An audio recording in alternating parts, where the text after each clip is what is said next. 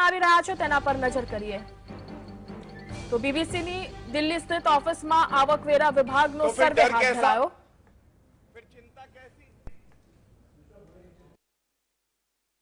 आयकर विभाग को अपना काम करने दिया जाना चाहिए और दूध का दूध और पानी का पानी हो जाना चाहिए।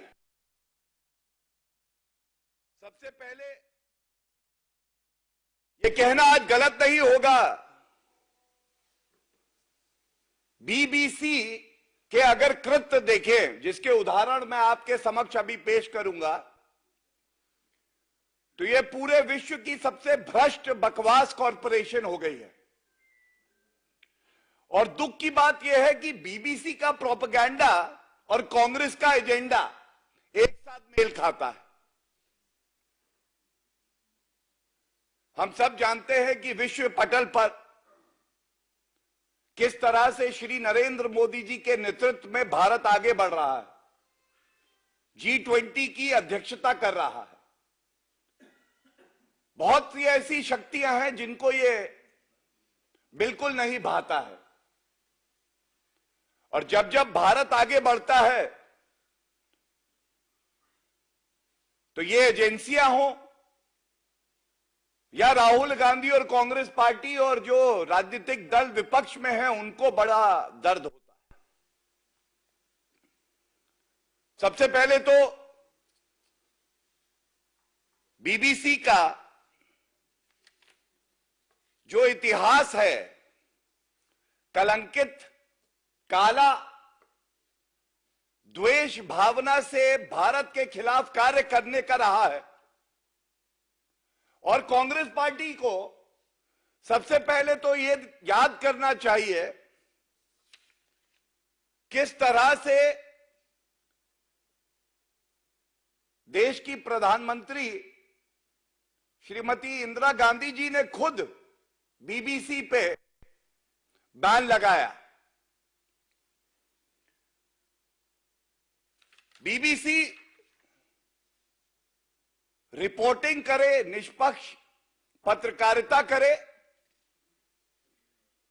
भारत का संविधान ये हक उन्हें देता है।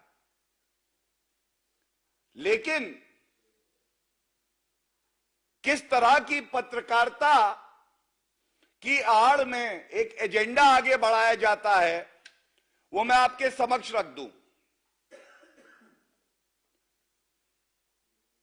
There is a reporting that was done by the BBC in a program. They unleashed the most venomous attack against our country.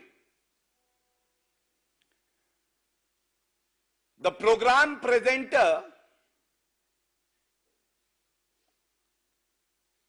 referred to a commander of a terrorist outfit operating in Kashmir as charismatic young militant. एक आतंकवादी जो भारत की अखंडता के खिलाफ शक्ति खड़ी हो रही है, उसको बीबीसी ने बताया करिश्माई युवा उग्रवादी है। ये करिश्माई युवा उग्रवादी, ये किस तरह की रिपोर्टिंग है? आप भारत में कार्य करना चाहते हैं और भारत के संविधान को तार तार करते हैं, भारत की अखंडता को चोट पहुंचाने का प्रयास करते हैं। इसी तरह से पूरे विश्व में भारत अपनी संस्कृति, अपनी विविधता के लिए जाना जाता है। यहां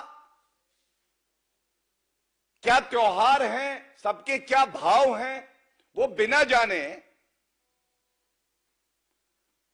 बीबीसी ने कहा Holi is a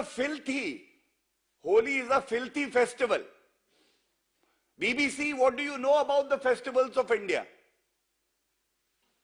And citing this example will go a very long way to show how venomous, how shallow the reporting of the BBC is. Adding to that, we all revere father of the nation, Mahatma Gandhi ji. But BBC wishes to operate in India, yet refuses to respect the icons of the country.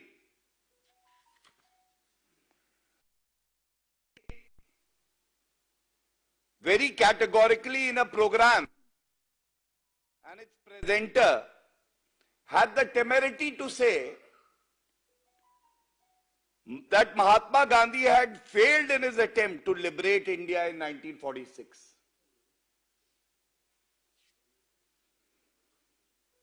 And BBC should definitely also pay heed to the words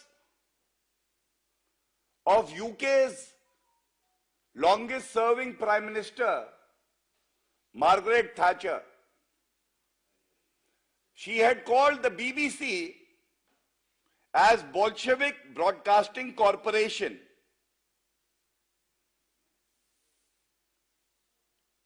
These examples are very important for a fundamental reason, and the reason is this.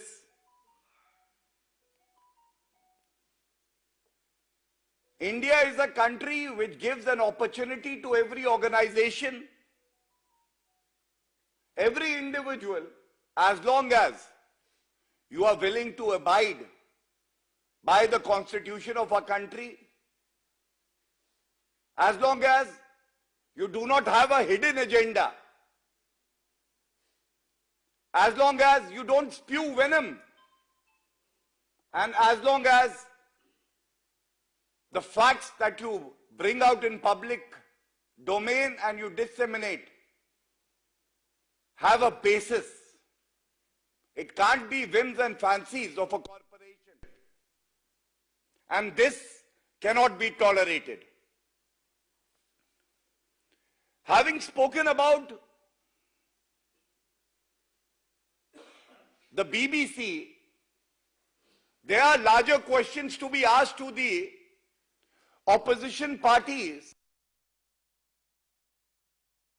who have not even fulfilled their responsibility of exercising restraint.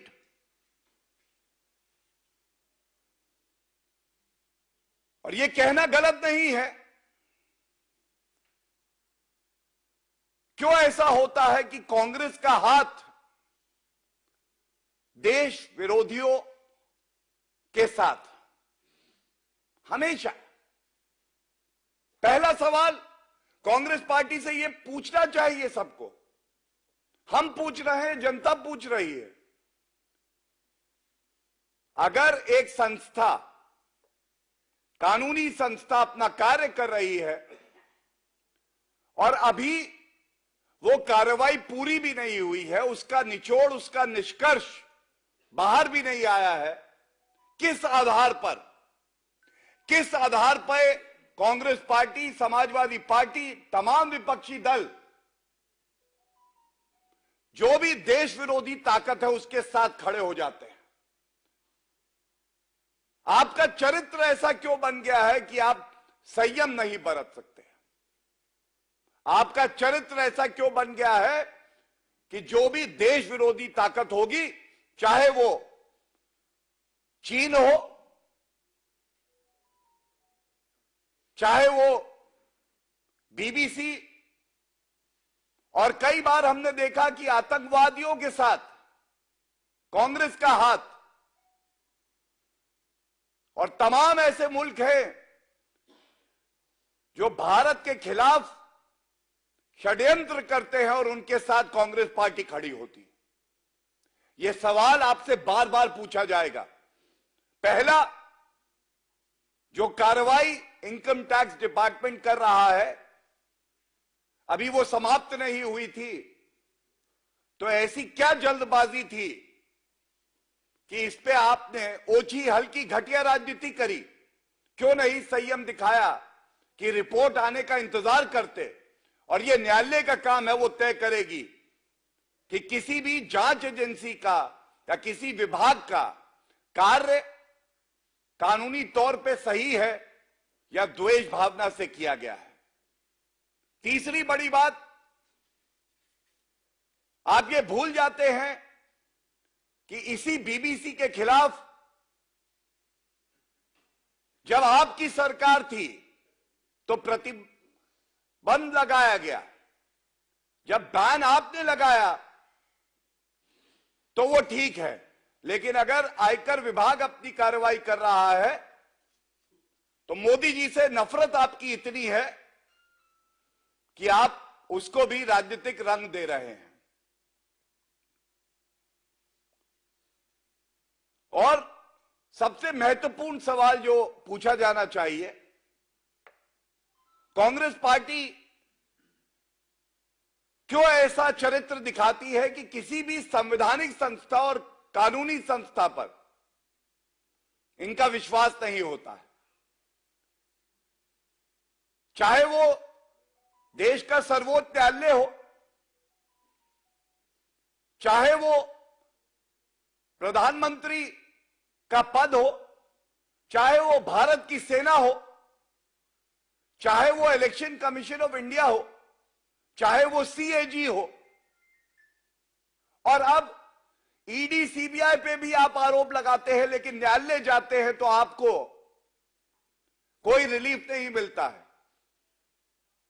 आयकर विभाग पे भी आपका विश्वास नहीं है, तो आपका विश्वास केवल ऐसी संस्थाओं पे है, ऐसी एजेंसियों पे है जो भले भारत का नुकसान कर दे, लेकिन आपकी राजनीतिक रोटियां सेकने के लिए आपको तवा मिलता रहे।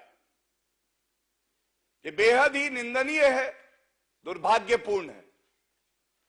और मैं इतना ही कहूंगा,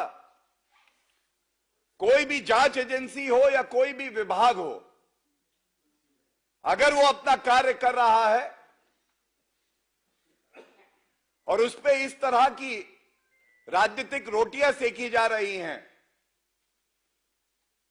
तो देश की जनता देख रही है कि किस तरह से आप देश विरोधी शक्तियों के साथ खड़े हैं और देश के साथ नहीं खड़े हैं। धन्यवाद।